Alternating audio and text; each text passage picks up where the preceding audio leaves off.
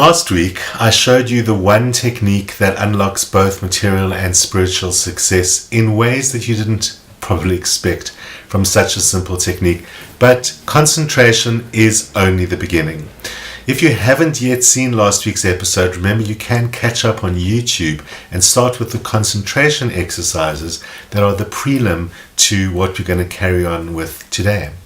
But concentration is really what's required in terms of growing ourselves and developing ourselves for the art of meditation. And we know that meditation is probably the single most important spiritual tool that benefits our spiritual and material lives that has ever been discovered or developed or known.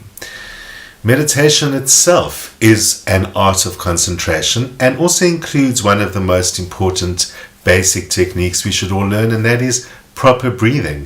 Breathing is something we all think we all do all the time in the most natural possible way, but of course that isn't the case. It is true that it's an autonomic function in the body that is automatic and not something we have to control, but it turns out that controlling our breathing is one of the most powerful ways to change our state of consciousness, and meditation is also about changing our state of consciousness.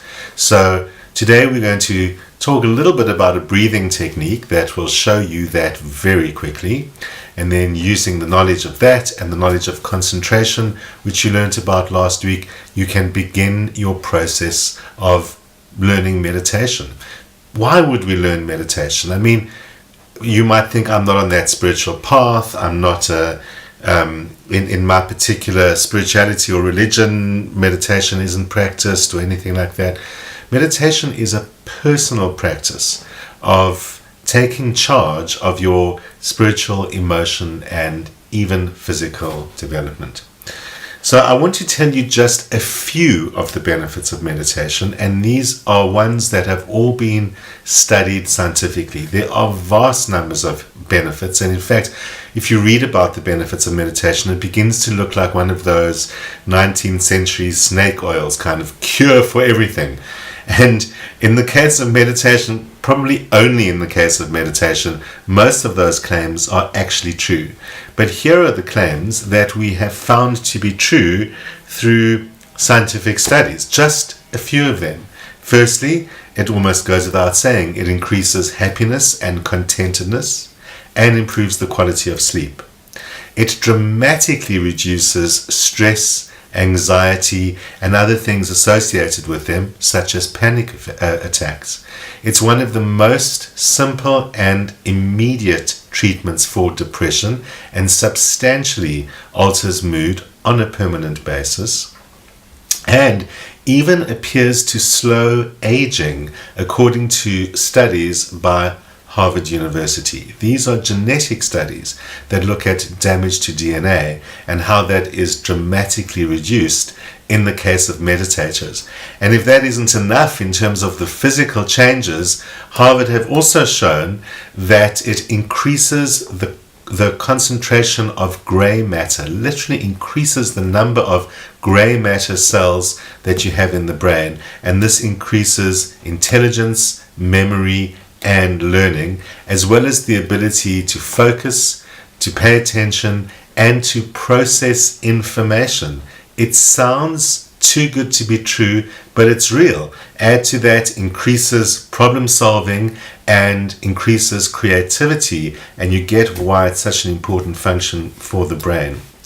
It also can help treat ADHD, attention deficit hyperactivity disorder, especially in adults, and it reduces things like blood pressure, it reduces inflammation, it helps treat psoriasis of the skin, and it reduces the chance of having a stroke. It also improves immunity, it improves our management of pain, and even can help us change bad habits like smoking, drinking, and other addictions. The list goes on. Locally here in South Africa, many years ago, I met the author of a study I had on my radio show, who went into a school where the failure rate in matrics was over 50%, and there was a lot of violence and bad social behavior at the school. Teaching the kids meditation increased the matric pass rate to 100% and dramatically reduced social problems at the school. Simple, everyday experience of it will show us all what those benefits actually are.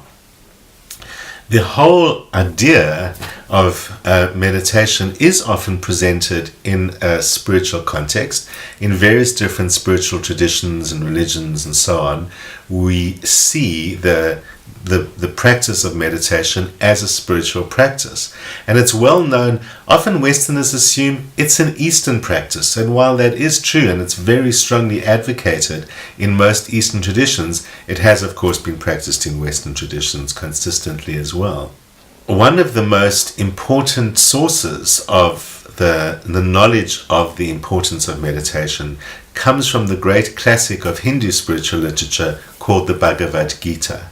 This is the book that Gandhi said that he studied every day, and that was not attached to a particular religion, even though it's contained within the Hindu tradition.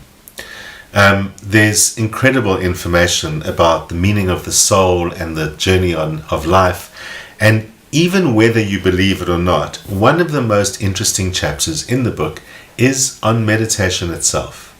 My favorite translation is the one by Eknath Iswaran, still in print, and he is a contemporary Indian American translator.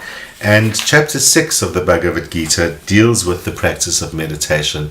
And I just want to read you a little bit from this translation that gives us an idea of the significance and importance of this practice. After describing where we should sit and how we should sit, and sometimes people get a little bit too attached to that, meditation is described as the capacity to focus on and unite with the divine. Whether you think of it as the divine or the cosmos or the union of everything as one, various different language and translated language is used of that nature to describe the importance of meditation. It says, when meditation is mastered, the mind is unwavering like the flame of a lamp in a windless place. In the still mind, in the depths of meditation, the self reveals itself. Beholding the self by means of the self, an aspirant knows the joy and peace of complete fulfillment. Having attained that abiding joy beyond the senses, revealed in the stilled mind, he never swerves from the eternal truth. He desires nothing else, and cannot be shaken by the heaviest burden of sorrow. The practice of meditation frees one from all affliction. That is a text that's nearly 2,000 years old. Some people say it's older than that. A lot of people say, I can't sit still, never works for me, I can't clear my mind. Let's address all of those issues for you. Firstly, remember, practice your concentration exercises. Second thing to do is to learn to calm yourself through breathing. And learning to calm yourself through breathing not only benefits your meditation practice, but is one of the most powerful stress relieving exercises you could possibly do. Even if you don't grasp the meditation at first, and you're going to keep on trying, you'll see that the breathing exercise makes all the difference. Various variations of this exist. Here's the one given by Dr. Andrew Weil, and you can learn more about him on, of course, the internet, on his website. And that is called the 4-7-8 breath. I originally learned it actually in the setting of an Eastern tradition, but it's basically as simple as this. Sit quietly and breathe in, of course, through your nose to the count of 4. Then hold your breath for the count of 7 and breathe out quite forcefully for the count of 8. When you breathe out, you should actually hear your breath. When you breathe out, it's like Now, at first, that breathing is going to make you lightheaded. Breathing out for longer than you breathe in is difficult at first. It might make you feel lightheaded. It even might make you feel like your chest is panicking. Do not panic and do not fear. Just do it 2 or 3 times. When you can do it 4 times, you've mastered it. And while at first it seems a little bit difficult because you're breathing out more than you breathe in, your body learns the rhythm and your mind learns to stop fighting it. And within a few days of trying that, you'll learn how to master that. It's a really powerful technique for dramatically, rapidly relaxing yourself. And if you can't sleep at night, practicing 4-7-8 breathing for 1 to 2 minutes will probably drop you straight to sleep. It's a powerful thing. So practicing that on its own, like the concentration exercises, or combining those, can make a very big difference to your ability to learn meditation. So often when talking about meditation, people talk about how they can't clear their mind and they never get it right. Firstly, I want to remind you of something I did say last week, and that is, it's a practice. It's a goal to learn how to meditate. It's a goal to learn how to concentrate. We always think we're supposed to be doing it at the beginning. So I'm saying, okay, learn meditation and practice your meditation. If you sit at the beginning and can't meditate, well, that's like me saying, go and learn the piano, and then you sit down to play the piano and you can't play the piano. It's because you must start with simple exercises. You must practice a lot. You must get it wrong a lot. The great thing about meditation is you can't really get it wrong. All you've got to do is follow the simple steps that I'll give you, and it will gradually teach you to get it right. What about the issue that people say, oh, I can't clear my mind. I can't stop my mind thinking. Well, you shouldn't be stopping your mind thinking. It's the job of your mind to think. It doesn't know how to do anything else than that. So it's not true that we're supposed to stop thinking or clear the mind. Both of those things are absolutely impossible. It is true that some people experience loss of thought or incredible mind clarity as a result of the practice of meditation. But it's not a requirement in order to practice meditation. And our job is mostly to ignore the mind. Our mind is busy going all the time. And we have lots of thoughts, for many of them ridiculous, many of them significant, many of them seem significant, we forget them later on. We have all of that going on in our minds all the time. So it is about learning to ignore it. I mean, how often have you had a radio or a TV on all day long and you don't really hear anything? You pick up the odd things that you're interested in. If you hear something familiar or a familiar voice or your own name, then you'll suddenly be paying attention. But the important thing is that once you understand that you're not trying to silence the mind, you don't have to pay attention to it, then you can let go of this idea of I'm doing it wrong or I don't know how to do it because I can't switch off the mind. So let's talk about how to actually meditate, and it's really easy. One thing that is important is that meditation must be a daily habit.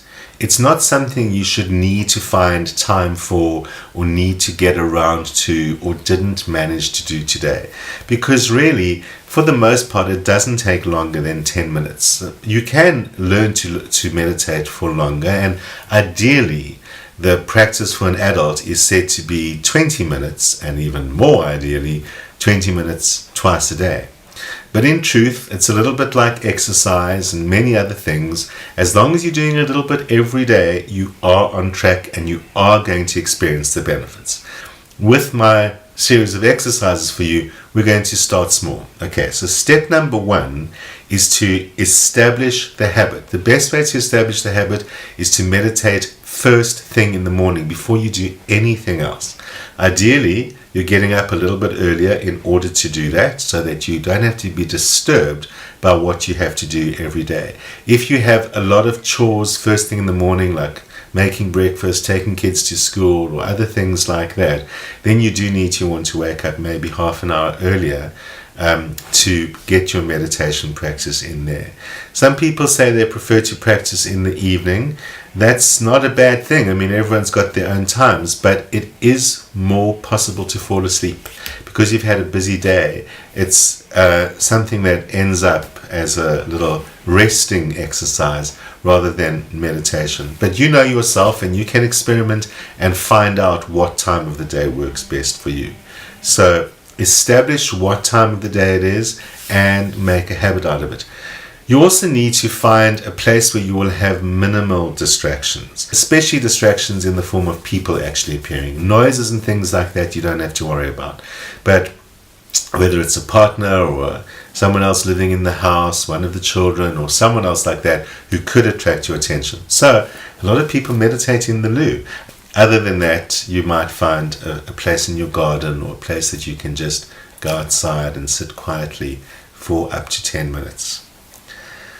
For the first week of meditation practice, you're going to just sit there. So week 1 in our 4-week program. So week 1 is just to show up at your designated place and time in the morning or wherever you might have put it, and sit there doing nothing else for about 3 minutes. How do we sit? Are we supposed to be cross-legged, holding our hands in a special way? Are we supposed to be lying down? Do you need a special chair or a special cushion? In fact, if you look at the Bhagavad Gita, a whole lengthy instruction is on how to arrange the place for sitting and what to sit on and how to hold your back. And it is true that if you sit in an upright fashion, you are going to achieve the most successful learning how to meditate. So you can sit in a chair. If you're sitting in a chair, you can put both feet on the ground. The most important thing is to make sure that the sitting position is not what's going to be distracting you. So sit in a chair, or if you can comfortably sit cross-legged on the floor in a chair. Use a cushion if you want, or anything else that will make you physically feel more comfortable without making you want to go to sleep. I was taught to visualize the spine as a stack of coins, and if you can visualize the spine of as a stack of coins, it helps you adjust yourself and sit in a comfortable way so that you are holding yourself up. Any kind of sitting comfortably and straight up, making sure you can breathe easily, is what's important. So sit quietly for 3 minutes. Do nothing. It doesn't matter if your mind wanders around. It doesn't matter if something else is going on in the house. Just learn to sit there doing nothing else for 3 minutes. It might be a great idea to start your 3 minutes with 1 or 2 rounds of the 4-7-8 breath to get yourself relaxed and to concentrate yourself into your position, into your meditation. So start off with a few slow breaths and then just sit there for 3 minutes. That's week 1. Easy. Those 3 minutes might sometimes seem to take a long time to pass. But moving on to week 2. In week 2, you're going to do exactly the same thing. You're going to start off by breathing slowly and get yourself relaxed. And then for that same period of time, about 3 minutes, and try and extend it as the week goes on to up to 6 minutes maximum. You're going to sit there concentrating on different parts of your body. Last week in concentration, you learned to detect your heartbeat. You can start with that. But you can also move your focus of attention inside your body, to your heart, to your stomach. Is it feeling comfortable? Is it grumbling? Try and feel your feet or your hands or any other part of your body without moving your body to touch them. So just this inward concentration on the body. Every time you realize you haven't been thinking about your body, just bring yourself back to your body, back to trying to concentrate on the heartbeat. Start off at 3 minutes at the beginning of the week and try and get it to 5 minutes by about a week later. And that takes us to week 3. In week 3, you can find an image or a flower or something like that. I'm going to use a flower as an example. Take a flower, put it down in front of you and sit with your eyes slightly downcast. You don't have to close your eyes at all for meditation. It does usually make it easier.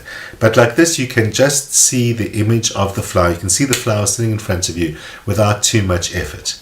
You can also try and allow your eyes to close and hold the image. All you need to do is keep that image of the flower for your 5 or 6 minutes that you've learned to sit there for. Again, because you've got it in front of you, you'd think that it's going to be so easy to keep your focus on it, but it isn't. This one though, you can do more easily. So look at the flower, allow your eyes to close. Hold the image of the flower. Every time you realize you're not thinking about the flower, open your eyes a little bit, see the flower, close your eyes. Keep sitting there, trying to hold the image of the flower in your mind. If it goes away, or if you realize you're thinking about something else, open your eyes, see the flower. Keep that up for 6 minutes. What you are hearing there is something that's also very important, and that is, if you lose concentration, and you will, do not react to that. Just get back to the task at hand. And that is even more so in week 4, when we finally get to meditate properly. And we are going to use a simple breathing meditation, one of the most simple and powerful meditations to learn. It gets all the jobs done, and of course it's easier said than done. All you do for this is, after calming yourself with the 4-7-8 breath, breathe in very slowly through the nose and breathe out very slowly through the mouth in a as slow as possible fashion. Because of the breathing exercise, by now you've learned not to panic when your breathing is slow and you feel like you want more air. You've learned how to slow your breathing. It's just very slow in and very slow out. And on every out breath, you count. On the first one, 1, the second one, 2, and you continue to the number 4. After that, you start at 1 again. Now concentrate only on that number. You will find that you forget what number you were on. You'll find yourself getting up to 7, 8, 9 before you realize you were supposed to recycle at 4. You'll find yourself after 1 or 2 thinking, what number was I on? It's amazing how long it's going to take you to get to 4 if you do this properly. If you do it well very soon, don't trust yourself. Be suspicious, because your mind is wandering around. This is the exercise that's going to teach you one pointed focus faster than anything else. And that is going to change your life. As you go to the next week, it's week 5 and we're into our meditation practice. Extend that up to 10 minutes. So 10 minutes of slow breathing in, slow breathing out, counting on every out breath and starting again at 1 every time you reach 4. And whenever you realize you're not concentrating, you don't know what the number is, you got to a wrong number, how did you get to such a high number? Don't punish yourself. Don't say, darn, I can't do this. Don't say, I can't believe I'm still on number 2 and I get back. Because every time you forget where you are, just go back to 1. Don't sit there thinking about, I forgot it. Just go 1 again. There's no judgment, there's no meaning. Every time you lose concentration or get to the wrong number, just calmly smile or breathe and go to the next number. There's no right or wrong. And after some weeks, you'll learn how to get that rhythm going on your count of 1 to 4. And after 10 minutes, you will feel very different. The benefits that are described at the beginning of the show today will come very quickly. Trust me, even just from starting to work on those exercises, by the end of the first month, you're going to see some of the benefits. And by the end of the second month, when you've had daily meditation counting to 4 for a month, you'll know there's no going back. Life-changing in 10 minutes. Do it. Still time for one quick question, and that's a question from you, Louise. Louise, you recently bought a house, and it turns out that there were some problems that the owner didn't reveal to you, the previous owner, and you want to know, is it worthwhile going ahead with a lawsuit? Louise, while the chart does show that you're in the right and that in the long run you would probably be seen favorably by the court, it doesn't really look like it's worth going into a fight. It seems as if the owner has resources or is a little bit unscrupulous and will not necessarily be entirely honest in the first place.